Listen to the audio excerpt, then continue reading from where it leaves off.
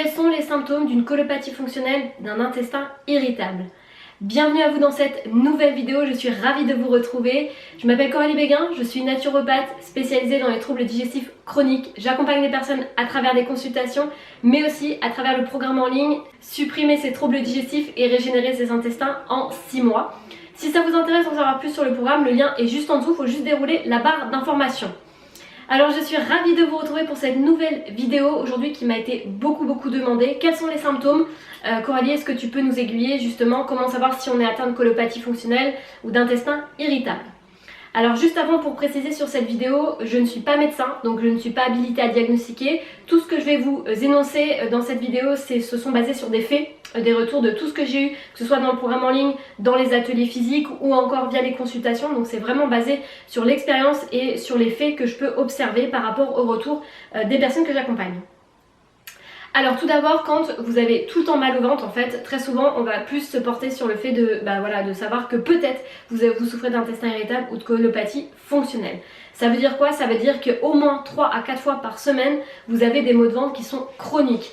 Alors si ça vous arrive une fois dans la semaine ou une fois dans le mois, on va pas parler de chronicité, vous allez sûrement pas de l'intestin irritable ou de la colopathie fonctionnelle. Par contre, si vous êtes déjà au-delà de 2 à 3 fois par semaine, ça commence à être chronique. En fait, en naturopathie, on considère que déjà au bout de 3 fois par semaine, vous êtes déjà sur de la chronicité. Donc c'est là où peut-être, éventuellement, vous pouvez avoir de la colopathie fonctionnelle ou de l'intestin irritable. Au niveau des symptômes, qu'est-ce que j'aperçois? Eh bien, j'aperçois que très souvent, alors ça concerne beaucoup plus les femmes que les hommes.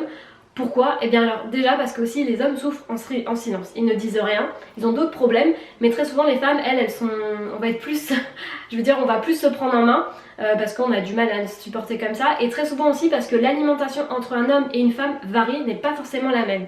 Parfois, l'homme va manger la même chose le soir en famille, mais par contre, le matin et le midi, ça va différer. Donc c'est pour ça aussi qu'on va voir du syndrome de l'intestin irritable ou de la colopathie fonctionnelle chez les femmes, parce que au niveau de l'alimentation, c'est pas forcément la même. Ça, je vous invite à voir justement mes vidéos sur quoi manger si vous êtes atteint de colopathie ou d'intestin irritable pour en savoir plus. Donc au niveau des symptômes, très souvent vous souffrez de ballonnement. Vous souffrez également de maux de ventre, c'est-à-dire de douleurs qui peuvent vous plier en deux. Vous avez également aussi de l'alternance constipation-diarrhée. Vous avez le ventre qui gonfle rapidement après avoir mangé, ou en tout cas quelques heures après avoir mangé. Donc ça va être les principaux mots qu'on va avoir dans les cas de colopathie et d'intestin irritable. Donc très souvent c'est ça, des gaz aussi malodorants ou des gaz avec de l'air, mais en tout cas vraiment une gêne inconfortable au niveau du ventre, hein, c'est ça, hein, c'est des douleurs, des spasmes, des gaz, de l'alternance constipation-diarrhée. Quand vous allez à la selle, ça vous soulage. Ce sont des symptômes qu'on va très souvent retrouver chez les personnes qui sont colopathes. Après, vous avez également d'autres symptômes qui s'installent. Par exemple, chez des personnes moi, que j'ai accompagnées, il y a aussi une gêne au niveau de la sphère de l'estomac. Donc vous souffrez de reflux gastrique, gastro-œsophagien, difficulté à digérer, c'est-à-dire que ça reste sur l'estomac et ça fait comme un poids, ça ne passe pas. Vous avez cette sensation d'avoir un trou sur l'estomac. Ça, j'en parle également dans une autre vidéo. Si vous avez la sensation d'avoir tout le temps le trou dans l'estomac et tout le temps avoir la sensation qu'il faut manger toutes les 2 heures, j'en parle dans une autre vidéo. Vous allez avoir aussi beaucoup de fatigue, parce que très souvent en fait quand vous êtes, comme là il y a de la maldigestion si vous voulez, que vous êtes tout le temps en train d'être focus au niveau du ventre, que votre foie il est tout le temps en train de d'épurer les toxines issues de l'intestin, eh bien vous allez avoir de la fatigue hépatique qui va être présente. Donc on va retrouver aussi de la bouche pâteuse notamment, des nausées, on peut retrouver aussi des migraines ou des maux de tête récurrentes. Ça on le voit beaucoup chez les colopathes aussi, chez les personnes qui sont atteintes du syndrome de l'intestin irritable, des maux de tête ou des migraines. On voit également aussi des douleurs dans le corps, on peut aussi voir des hémorroïdes parce qu'à force aussi par exemple d'être atteint de constipation, eh bien on en vient à pousser régulièrement et donc on a des hémorroïdes qui se créent. On va avoir aussi le sentiment d'avoir la bouche sèche dans la journée, donc vraiment ce sentiment c'est pas de la soif, c'est le sentiment où vous avez la sensation que la muqueuse en fait au niveau de votre bouche est sèche, c'est-à-dire il n'y a plus de salive. Donc il y a des personnes qui vont reprendre un chewing-gum ou qui vont mettre quelque chose pour produire de la salive. Or, je vous déconseille, parce que ça je l'ai vu aussi récemment dans les consultations, des personnes qui disent que comme elles ont mauvaise haleine, dû à la colopathie, la fermentation, la putréfaction, ce qu'on appelle intestinale, bien pour pas gêner les collègues ou se dire bah voilà, je veux pas souffrir d'une mauvaise haleine, ce que je peux comprendre totalement, parce que c'est vraiment horrible quand vous avez la sensation d'avoir une haleine nauséabonde, je peux comprendre que vous avez envie de prendre un chewing-gum. Or en fait, le fait de remettre un aliment même dans la bouche, le fait que vous soyez en train de mâcher tout le temps, déjà c'est une torture pour l'estomac parce qu'en fait il est en train de s'ouvrir, il est en train d'attendre l'aliment qui ne vient jamais. donc qui sécrètent des sucs gastriques, et en fait vous empêchez ce qu'on appelle le nettoyage, l'équipe d'auto-nettoyage du tube digestif de passer. Donc c'est comme si vous étiez tout le temps en train de digérer toute la journée parce que vous avez un chewing-gum dans la bouche. Dans ces cas-là, si vous souffrez de mauvaise haleine, voilà, je vous recommande plus déjà de changer votre alimentation pour pallier en fait à ce type de désagrément. Très souvent aussi chez les femmes, on va aussi constater des cystites à répétition en cas de colopathie d'intestin irritable ou encore de mycose vaginale. Pourquoi? Eh bien parce qu'en fait quand vous êtes au niveau de l'intestin où il y a un déséquilibre entre la flore de fermentation et la flore de putréfaction, qu'est-ce qui se passe? Eh bien en fait votre flore vaginale qui dépend de la flore intestinale, eh bien elle va être aussi déséquilibrée. D'ailleurs c'est pas étonnant qu'après en fait avoir fait par exemple une prise d'antibiotiques, on constate chez les femmes des cystites ou des mycoses vaginales parce qu'en fait votre flore intestinale elle a été complètement, on lui a enlevé toutes ces bonnes bactéries et du coup il va y avoir de la prolifération de mauvaises bactéries, même si j'aime pas ce terme. En tout cas il va y avoir une prolifération par exemple de candida albicans ou autres qui vont entraîner des mycoses vaginales à répétition ou des mycoses ou une ou deux mycoses après un traitement antibiotique. Et ça c'est vraiment horrible pour les femmes parce que en fait on donne des traitements locaux, on vous dit bah voilà il faut mettre des crèmes, mettre des ovules, mettre des crèmes antifongiques ou autres, bien vous laver les parties intimes etc. Et en fait c'est pire que tout parce que comme on ne traite pas la flore intestinale, en fait ça va sortir par le bas et vous allez continuellement en souffrir. Donc il faut vraiment traiter la partie intestinale pour agir sur les mycoses vaginales. J'ai fait une vidéo également à ce sujet sur les mycoses vaginales, ce que vous pouvez faire quand ça vous arrive. Pareil, je vais vous remettre le lien juste en dessous. Et puis, il y a un autre facteur aussi qui est très peu abordé mais qui revient de plus en plus, en tout cas moi je le constate énormément en consultation, c'est l'endométriose. L'endométriose qui est une maladie qui touche essentiellement les femmes. Et donc en fait, quand j'ai remarqué en tout cas en consultation que quand il y avait de l'intestin irritable, de la colopathie, il y avait également de temps en temps, pour certaines femmes, de l'endométriose parce que en fait voilà, ici en fait ce qu'il faut comprendre c'est que c'est pas hermétique, hein, c'est pas lié que à l'intestin, il va y avoir aussi des organes qui vont être touchés, qui vont être inflammés. Très souvent quand il y a une mauvaise digestion, eh bien ça entraîne aussi des douleurs de règles, donc endométriose ou dysménorrhée, hein, très souvent c'est lié aussi avec votre alimentation. Il n'y a pas que ça, mais il y a beaucoup de choses déjà qui peuvent évoluer et changer à partir du moment où je commence à corriger ma partie alimentaire. Donc ça c'est les différents symptômes qu'on va pouvoir retrouver, en tout cas identifier, enfin moi que j'ai vu régulièrement chez les personnes que j'ai accompagnées, il y a des personnes qui vont être ciblées que sur la partie du ventre, vraiment que des symptômes, et là dans ces cas-là ça va très très vite au niveau du réglage alimentaire parce qu'une fois en fait s'il n'y a pas trop de symptômes, ça va très vite et la personne en sort facilement. Par contre, effectivement, s'il y a en plus des douleurs au niveau de l'estomac, des maux de tête, des migraines, des mycoses vaginales, ça peut être des hémorroïdes, ça peut être aussi du prurit anal, qui est très mal, c'est très tabou d'en parler en plus, de dire qu'on a des démangeaisons anales régulièrement. Pourtant, c'est des choses aussi qui pourraient être éradiquées, en tout cas travailler dessus autant que possible sur la partie de la naturopathie avec l'alimentation, des plantes, etc. Donc il y a des choses qui vont se régler très rapidement comme je vous le disais avec quand il y a je veux dire quelques petits symptômes même si c'est dérangeant, et par contre quand il y a beaucoup de symptômes, nous notre travail en naturopathie c'est d'accompagner autant que possible, de soulager et de supprimer les causes quand elles sont supprimables parce que des fois elles sont pas supprimables. Donc travailler autant que possible sur les piliers de santé, les 5 piliers de santé. Alors comment la colopathie est diagnostiquée, comment le syndrome de l'intestin irritable est diagnostiqué? Alors moi, des retours et des retours que j'ai pu avoir des personnes pareil que j'accompagne ou même en échangeant avec des médecins, très souvent quand vous allez chez votre médecin, voilà, vous dites que vous avez mal au ventre et vous allez passer ce qu'on appelle une coloscopie. Donc on va vous mettre une petite caméra pour voir ce qui se passe dans votre intestin et pour voir s'il y a des lésions au niveau notamment des entérocytes, donc au niveau de la paroi intestinale, si vous êtes inflammé, s'il y a une maladie de Crohn, s'il y a d'autres choses. Et donc là, très souvent ce qui se passe, enfin moi de ce que je vois, c'est qu'il y a des personnes qui n'ont rien. C'est-à-dire qu'on va vous dire, après le compte rendu, il n'y a rien, mais par contre j'ai mal. Donc là, je veux pas jeter la pierre, mais très souvent, qu'est-ce qu'on vous dit? C'est dans votre tête, il faut apprendre à gérer votre stress, faites du yoga, faites du sport, ça ira mieux. Ouais, mais je constate par contre que j'ai mal tout le temps en fait. Comment ça se passe? Ben non, mais vous avez rien cliniquement parlant. Ok, donc je fais rien, donc je vais gérer mon stress, mais par contre je suis pas stressée en fait, donc je veux bien croire que c'est dans ma tête, mais là je suis pas du tout stressée. Donc ça c'est très souvent ce que j'entends dans les retours en atelier ou autre. Il y a des personnes qui me disent mais on m'a tout le temps dit que c'était dans ma tête alors que en fait personne ne m'a parlé de mon alimentation. Or la première chose à faire quand vous êtes atteint de colopathie d'intestin irritable, c'est de vous rendre chez un naturopathe ou une personne compétente, enfin en tout cas naturopathe ou autre, peu importe, chez qui vous allez travailler déjà la première partie, c'est-à-dire la partie alimentaire. Et ensuite, ultérieurement, moi je dis toujours ultérieurement, c'est bien de travailler aussi sur la partie hygiène de vie, c'est-à-dire mon stress, mon sommeil, l'exercice physique, etc. Donc déjà, on va vous faire passer effectivement une coloscopie. Ensuite, en fonction des résultats, on vous oriente vers un diététicien, un thérapeute ou autre. Ou après, vous pouvez suivre aussi le traitement médical qu'on vous propose pour aider au maximum la flore intestinale. Alors vous avez 3 types de syndrome de l'intestin irritable qui sont établis en fonction des selles que vous avez. Donc là on va avoir le SSIC, ce qu'on appelle, c'est-à-dire avec prédominance en constipation. Donc vous avez des personnes qui ont la colopathie avec prédominance constipation. Vous avez le SSID avec prédominance diarrhée, donc là on va avoir que des diarrhées. Et après vous avez le SSI de type M qui est en alternance constipation-diarrhée. Et ça c'est ce que moi c'est ce que j'aperçois de plus en plus. C'est plus une alternance entre de la constipation et de la diarrhée, c'est-à-dire que pendant 5-6 jours il va y avoir de la constipation, ça va pas du tout sortir. Et d'un coup ça va partir en diarrhée pendant 2 jours pour vraiment vider et vidanger. Alors il faut savoir aussi effectivement quand on vous dit que c'est dans votre tête, il y a une partie qui est vraie et une partie qui est fausse. Moi ce que j'ai observé c'est que quand on commence à toucher au réglage alimentaire, à l'alimentation, il y a des choses qui bougent et qui évoluent.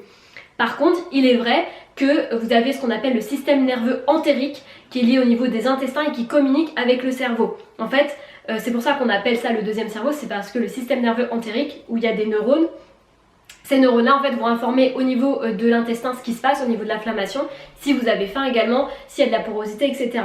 Donc c'est pour ça qu'on vous dit que quand il y a un stress, ça influe sur les intestins et que parfois vous pouvez avoir une diarrhée, c'est parce que vous avez ce qu'on appelle ce système nerveux entérique et notamment le nerf vague qui va s'activer et qui va donner cette information. C'est ce qu'on appelle le système nerveux orthosympathique. Mais en fait, ce qui est important de comprendre, c'est que c'est pas forcément lié au stress. C'est-à-dire que si j'ai déjà une alimentation qui n'est pas digeste, assimilable et individualisée, je vais forcément entraîner de la faiblesse sur cet organe. Et quand je vais avoir une sensation de stress, un niveau de stress qui est chronique, or dans nos sociétés occidentaux, honnêtement, on est tous à un stress très haut, c'est pour ça qu'on voit de plus en plus de burn-out et de maladies inflammatoires et chroniques, et bien en fait, là je vais déclencher une diarrhée, je vais avoir des maux de ventre, je vais avoir le ventre qui gonfle, etc. Et d'ailleurs, vous pouvez vous-même remarquer très souvent qu'est-ce qui se passe quand vous partez en vacances. Je suis beaucoup moins stressée, je suis plus détendue et je digère des aliments que je digérais pas auparavant. Donc je me dis, qu'est-ce qui se passe? C'est lié à mon stress. Mais pas que, parce qu'une fois que je retouche à la partie alimentaire et que j'ai vraiment une alimentation digeste et assimilable et que j'ai un niveau de stress qui est haut, je vais quand même pouvoir digérer à peu près correctement. Je dis pas que vous allez digérer du top en ayant un niveau de stress très élevé, mais vous allez pouvoir digérer convenablement sans avoir des crises et le fait de se dire je peux pas aller au travail, je suis pliée en deux, j'ai des spasmes, j'ai la sensation d'avoir un alien dans le ventre, parce que ça je l'entends énormément, j'ai des personnes qui me disent j'ai un alien dans le ventre tellement mon ventre est bizarre, en fait il a doublé de volume, ou des personnes qui me disent mais en fait je suis obligée de rentrer mon ventre tout le temps parce que mon ventre sinon il est horrible, on dirait que je suis enceinte de 3-4 mois quoi, ce qui est absolument pas possible. Donc en tout cas, le message que je voulais vous passer, c'est moi je dis toujours d'aller vous faire diagnostiquer, de poser un avis avec un médecin, parce que nous en tant que naturopathe, on n'est pas du tout habilité à le faire. Chacun sa spécialité et son domaine. Nous on va travailler sur la partie alimentaire, le médecin est très bon, en tout cas les médecins sont très bons pour diagnostiquer. Donc faites-leur confiance, faites les examens et après faites-vous accompagner de manière naturelle. Ce que je voulais également partager avec vous dans cette vidéo, c'est au niveau des causes. Moi, les 4 causes que j'ai identifiées en fonction des troubles digestifs chroniques, la première chose, il y a eu l'arrêt de l'allaitement. L'arrêt de l'allaitement maternel est une catastrophe pour les intestins, mais pas que, pour tout ce qui est maladies inflammatoires auto-immunes. On a constaté depuis les années 1962 à peu près une augmentation de l'asthme chez les enfants et chez les nourrissons, avec une montée aussi en puissance des maladies de peau, notamment de l'eczéma et de psoriasis, parce qu'il faut comprendre que quand on n'est pas allaité, eh bien, qui c'est qui prend le relais en termes de lait d'allaitement? C'est ce qu'on appelle le lait maternisé en poudre, qui est du lait de vache. Or, ce lait de vache est complètement indigeste pour l'humain. Et en fait, qu'est-ce qui se passe? C'est qu'au niveau de l'implantation de la flore intestinale, vous allez avoir une flore de fermentation. C'est-à-dire que le pH de votre flore intestinale va être beaucoup plus basique que acide. Et là, en fait, qu'est-ce qui se passe? On a un déséquilibre au niveau de notre flore de fermentation et de putréfaction. Et donc, si cette flore n'est pas assez acide, je vais permettre de permettre l'implantation de certaines bactéries, mauvaises bactéries entre guillemets si vous voulez, qui vont se développer parce qu'elles vont être nourries avec de l'alimentation qui vont les nourrir. Or, si je travaille, et déjà sur mon premier pilier, et là je m'adresse à vous mesdames, les femmes qui peuvent allaiter autant que possible, faites-le, parce que c'est pour la prévention des enfants et surtout pour prévenir de tout ce qui est allergie, de tout ce qui va être trouble ORL chez les enfants, de tout ce qui va être aussi asthme, tout ce qui va être maladie inflammatoire, etc. Ça les protège en fait et c'est vraiment indispensable pour la flore intestinale pour qu'ils puissent bien digérer ultérieurement en fait. Donc première chose, arrêt d'allaitement et baisse de l'allaitement et ça on constate de plus en plus, c'est pour ça qu'on est en pleine explosion des maladies aussi inflammatoires et auto-immunes. Deuxième cause aussi, les changements alimentaires, c'est-à-dire que je vais passer sur un mode de vie végétarien ou vegan. J'ai rien contre les véganes et les végétariens, je préfère le dire tout de suite. Par contre, moi ce que je constate dans les faits, encore une fois, eh bien c'est que des fois vous avez adopté ce mode de vie pendant 3, 4, 5 ans, il y a eu des carences qui se sont installées, or on sait que les protéines animales, je suis désolée de le dire mais c'est les faits, les protéines animales permettent de resserrer les entérocytes, c'est-à-dire de resserrer les jonctions intestinales au niveau de l'intestin. Et donc si j'en ai manqué, si j'en ai pas eu assez ou si je les ai éradiqués, eh bien en fait je vais me retrouver à peut-être pendant 3-4 ans ça va passer, je vais être nickel chrome, je vais super bien digérer, être en pleine forme et au bout de 5-6 ans je vais commencer à avoir des carences parce qu'il faut attendre un certain nombre d'années avant que le corps en fait il puise dans ses réserves, sauf si vous êtes sportif etc, là ça va aller beaucoup plus vite. Troisième cause également, vous souffrez peut-être d'insomnie chronique. On sait aujourd'hui que l'insomnie chronique influence énormément sur les pathologies inflammatoires, la colopathie, l'intestin irritable. Et puis quatrième chose, la prise d'antibiotiques régulièrement qui pourrait être évitée si justement on adoptait des bons comportements, hors sauf opération, etc.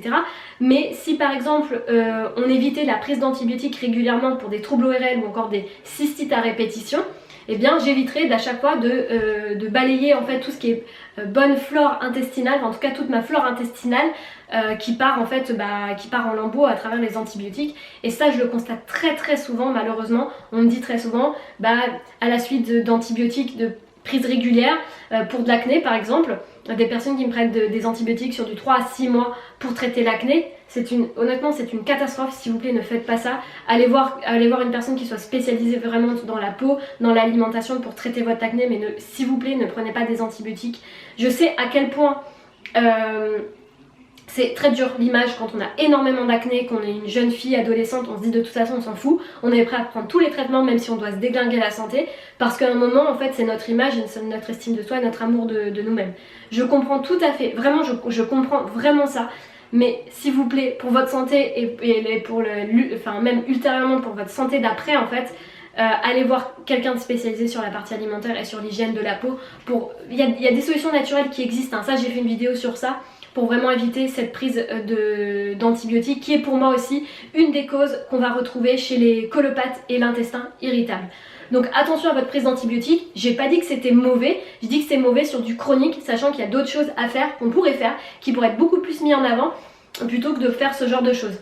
En fait moi je dis toujours, c'est bien en fait de prendre des antibiotiques si vous êtes malade et qu'il y a une opération, forcément qu'on va écouter le médecin, qu'on va prendre ces antibiotiques. Par contre si c'est du moyen et du long terme, je me dis mais pourquoi en fait détériorer une flore intestinale qui est là depuis des années avec un micro-organisme très conséquent, parce qu'on a plus de millions de bactéries dans notre flore intestinale, et quand on en manque en fait de ces bactéries, en fait il y a une prolifération qui va s'installer de la candidose ou ce genre de choses, et là eh bien je vais avoir des troubles ultérieurement qui vont apparaître. Donc attention effectivement à ce que vous allez faire avec les traitements, attention à votre flore intestinale. Moi je dis toujours qu'il y a toujours des solutions qui existent avant de partir sur des traitements qui soient très agressifs. Je sais que des fois on n'a pas toujours le choix. En tout cas le plus important c'est de le faire dans la bienveillance, de vous écouter. Voilà, si vous avez envie de passer sur ce type de traitement parce que c'est le dernier recours, eh bien faites-le si c'est fait en conscience.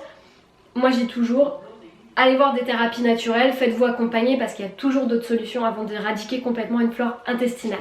Parce qu'après c'est très long à récupérer. Pour l'avoir vu en fait il y a des personnes chez qui ça va très vite, qui n'ont pas beaucoup de symptômes, donc c'est la colopathie, l'intestin irritable est éradiqué très vite. Par contre chez d'autres personnes, quand ça fait des années qu'il y a une alimentation qui n'a pas été très digeste, plus des traitements à longueur d'année, etc., eh bien c'est beaucoup plus difficile de récupérer une flore intestinale. Pour moi ça se récupère, mais par contre c'est long et il faut être patient, et dans notre société on n'est pas patient du tout. Il y a aussi une dernière cause que je voulais aborder avec vous, c'est le stress chronique. Le stress chronique qui est très très mauvais, hein, de toute façon pour tous nos organes, mais aussi pour notre flore intestinale malheureusement. Et aujourd'hui, comme je vous l'ai dit, on est issu d'une société où on fabrique des malades.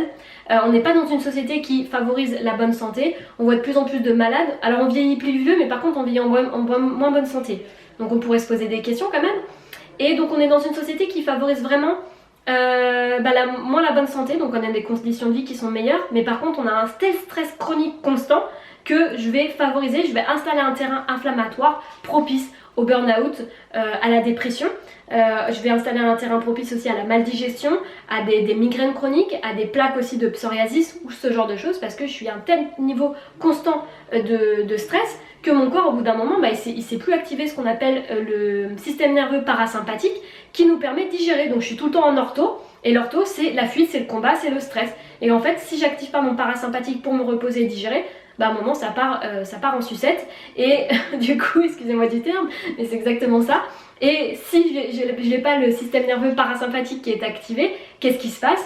Eh bien, j'ai moins d'enzymes digestifs qui sont sécrétées de la part du pancréas et de la part de l'intestin grêle notamment, donc j'ai une moins bonne digestion. C'est pour ça que très souvent on observe dans des cas où quand il y a du stress chronique, il y a effectivement de la maldigestion. Mais c'est pas que ça, et c'est pas que dans votre tête. Parce que très souvent les personnes me disent oui mais on m'a dit que c'était dans ma tête. Non, il n'y a pas que dans la tête, il y a aussi dans l'assiette comment ça se passe, comment je dors, comment je fais du sport. Et donc ces 5 piliers de santé permettent de rééquilibrer le corps. D'ailleurs, si vous voulez en savoir plus sur les 5 piliers de santé, j'ai mis à disposition un e-book gratuit que vous pouvez télécharger juste en dessous dans la barre d'outils qui vous donnera également énormément d'informations sur la partie de l'alimentation. En tout cas, j'espère que vous avez appris de nombreuses choses dans cette vidéo. Je vous remercie du fond du cœur pour tous les commentaires et tous les messages que vous me laissez. N'hésitez pas à partager votre expérience si vous êtes atteint de colopathie ou d'intestin irritable, si vous êtes fait diagnostiquer, qu'est-ce que vous avez fait comme test. C'est intéressant de partager, d'échanger dans la communauté. Et puis si vous avez envie également de me rejoindre sur les réseaux sociaux, vous pouvez me rejoindre sur Instagram et sur Facebook, c'est avec grand plaisir. Et si vous voulez continuer sans en savoir plus, n'hésitez pas à rejoindre le programme Comment régénérer ses intestins et supprimer ses troubles digestifs en 6 mois. En tout cas, prenez soin de vous, portez-vous bien et à très vite dans une prochaine vidéo.